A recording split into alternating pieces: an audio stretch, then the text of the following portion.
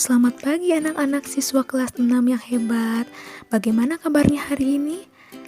Ibu harap kalian dalam keadaan sehat dan siap untuk belajar. Hari ini kita masih akan belajar tentang tema 7 kepemimpinan, masuk ke subtema 2 pemimpin idolaku, dan pembelajaran pertama. Mari anak-anak kita belajar dengan penuh semangat ya. Apakah kamu memiliki seorang pemimpin idola? Siapa pemimpin idolamu? Apa yang telah diperbuatnya sehingga ia dijadikan pemimpin idolamu? Nah, anak-anak, kalian bisa menceritakan tentang seorang pemimpin idolamu. Di sini contohnya, misalkan kalian menceritakan tentang pemimpin idola ketua RT di daerah kalian atau pemimpin idola yang lainnya juga. Nah, nanti Ibu juga akan menceritakan tentang seorang pemimpin idola Ibu. Nah, kamu sudah belajar tentang kepemimpinan dan nilai-nilai yang harus dimiliki. Di sekitar kita, banyak pemimpin yang baik dan kita mengidolakannya. Apakah kamu memiliki seorang pemimpin idola? Siapakah dia? Mengapa kamu mengidolakannya? Nah, di sini kalian tuliskan pemimpin idola kalian dan juga nilai-nilai kepemimpinan yang mencerminkan pengamalan nilai-nilai persatuan dan juga kesatuan. Nah, anak-anak jangan lupa menuliskan contoh kegiatan yang telah dilakukannya. Contohnya di sini, Ibu mengidolakan sosok Insinyur Soekarno. Beliau ini merupakan presiden pertama Indonesia. Nah, beliau selalu menanamkan rasa persatuan dan pentingnya mengenang perjuangan kemerdekaan dengan semboyan jas merah, yaitu jangan sekali-sekali melupakan sejarah. Dengan melihat sejarah bangsa Indonesia yang berjuang dalam mendapatkan kemerdekaan, dan seharusnya kita, para penerus bangsa, harus berjuang untuk mempertahankan kemerdekaan. Lalu, sifat kepemimpinan yang menonjol dari Insinyur Soekarno yaitu percaya diri yang kuat, tegas, penuh inisiatif dan inovatif, serta kaya akan ide baru. Nah, sehingga pada puncak kepemimpinannya pernah menjadi panutan dan sumber inspirasi pergerakan kemerdekaan dari bangsa-bangsa Asia dan Afrika, serta pergerakan melepas ketergantungan dari negara-negara barat. Nah, anak-anak, ini merupakan kisah sifat kepemimpinan dari seorang Insinyur Soekarno, dan masih banyak lagi tentang sifat kepemimpinannya.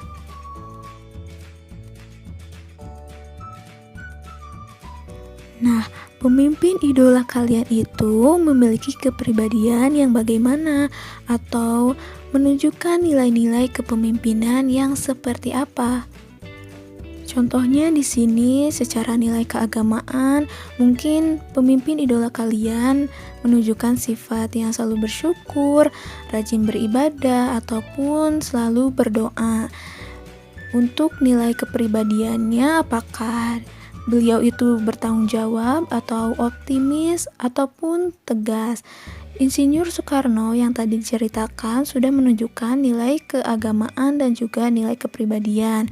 Nah, untuk nilai sosialnya juga beliau menunjukkan suka menolong, ramah, dan juga menghargai rakyatnya.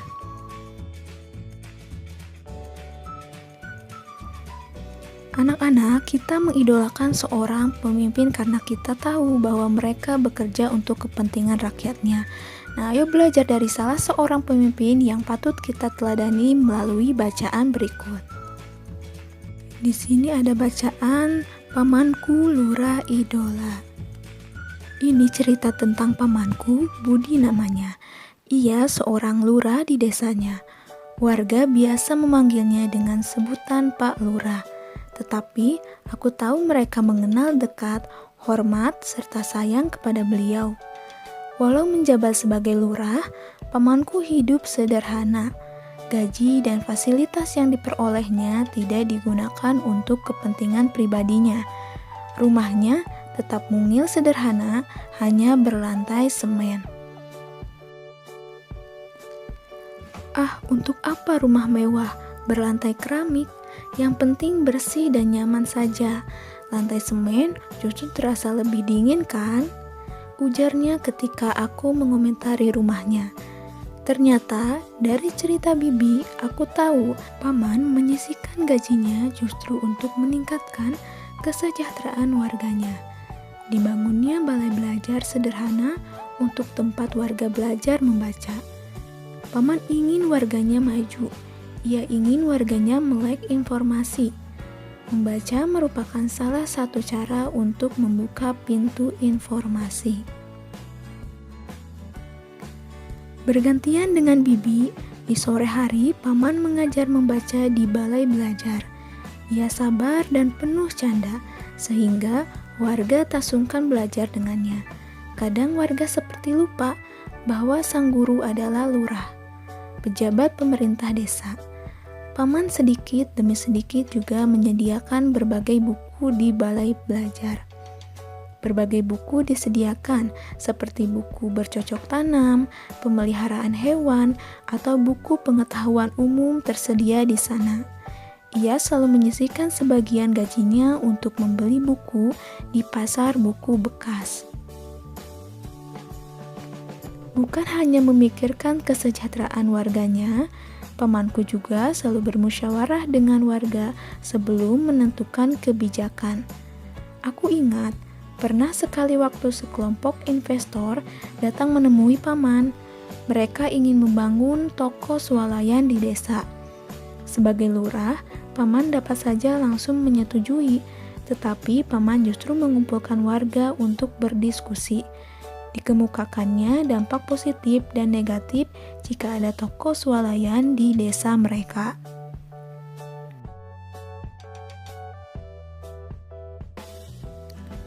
Sebagian besar warga tidak setuju karena khawatir akan mengalahkan usaha kecil warga. Warung dan pasar tradisional akan tersaingi. Tanpa ragu, paman pun menolak rencana pembangunan toko swalayan tersebut. Aku yakin banyak warga yang ingin dipimpin oleh lurah seperti Pak Badi, pamanku. Seorang pemimpin yang memilih untuk tidak menjulang tinggi di tengah kesederhanaan warganya. Seorang pemimpin yang memilih untuk berjuang maju bersama warganya. Itu tadi tentang lurah idola anak-anak. Perhatikan nilai-nilai yang dimiliki oleh tokoh pemimpin pada teks bacaan yang sudah dibaca tadi. Sebagai seorang pemimpin, ia sedang mengamalkan nilai-nilai persatuan. Apa yang dilakukannya merupakan wujud dari cintanya terhadap tanah air. Nilai persatuan merupakan sila ketiga dari Pancasila dengan simbol pohon beringin. Pancasila merupakan 5 dasar kehidupan berbangsa dan bernegara bagi seluruh rakyat Indonesia. Berikut nilai-nilai yang terkandung dalam sila ketiga Pancasila, yaitu Persatuan Indonesia. Yang pertama, sanggup dan rela berkorban untuk kepentingan bangsa dan negara apabila diperlukan. Yang kedua, mengembangkan rasa cinta kepada tanah air dan bangsa. Yang ketiga, mengembangkan rasa kebanggaan berkebangsaan dan bertanah air Indonesia. 4. Mengembangkan persatuan Indonesia atas dasar Bhinneka Tunggal Ika dan memajukan persatuan dan kesatuan bangsa. Nah, anak-anak, apakah kamu telah menerapkan nilai-nilai persatuan? Contoh penerapan nilai persatuan di kehidupan berbangsa diantaranya, yang pertama, cinta terhadap tanah air demi menjaga persatuan dan kesatuan bangsa.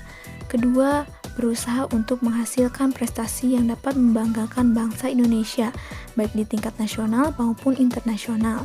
Yang ketiga, saling menghormati perbedaan agama, suku, dan kebudayaan. Lalu menjaga kedaulatan bangsa, dan yang terakhir menjaga jalinan persaudaraan sesama bangsa Indonesia. Nah, coba sekarang kalian tuliskan contoh penerapan nilai-nilai persatuan lainnya di kehidupan sehari-hari, dan jangan lupa sertakan manfaatnya bagimu dan lingkungan sekitarmu. Nah, anak-anak, lurah idola seperti tokoh pada cerita sebelumnya memang dicintai masyarakatnya. Penduduk dengan beragam latar belakang agama, sosial, suku bangsa, dan budaya dapat bersatu karena seorang lurah yang bekerja keras untuk penduduknya. Sebagai pelajar, kamu juga dapat melakukan kegiatan yang bermanfaat bagi lingkunganmu. Nah, sekarang buatlah naskah pidato yang mengajak teman sekolahmu untuk membantu adik kelas atau warga di lingkungan rumah untuk belajar membaca. Dan susunlah naskah pidato tersebut sesuai struktur penyusunannya. Pidato biasanya dibawakan oleh seseorang yang memberikan pernyataan tentang hal atau peristiwa yang penting dan layak untuk dibicarakan. Pengertian dari pidato itu sendiri adalah sebuah kegiatan berbicara di depan umum dengan susunan yang baik untuk menyatakan pendapatnya atau memberikan gambaran tentang suatu hal. Dalam sebuah pidato harus memuat beberapa unsur. Yang pertama, salam pembuka, yaitu berisikan kalimat sapaan berupa selamat pagi, selamat siang, selamat malam, atau yang lainnya. Yang kedua yaitu pendahuluan, memaparkan topik permasalahan yang akan dibahas. Nah, kali ini kamu akan membahas pengamalan persatuan dan kesatuan di lingkungan, yaitu meningkatkan kualitas warga. Kamu akan membantu adik kelas atau warga di lingkungan rumahmu untuk membaca. Yang ketiga harus memuat inti, berisikan pembahasan topik secara lengkap, berupa kalimat ajakan atau bujukan, digunakan untuk mengajak pendengar melakukan kegiatan yang diharapkan.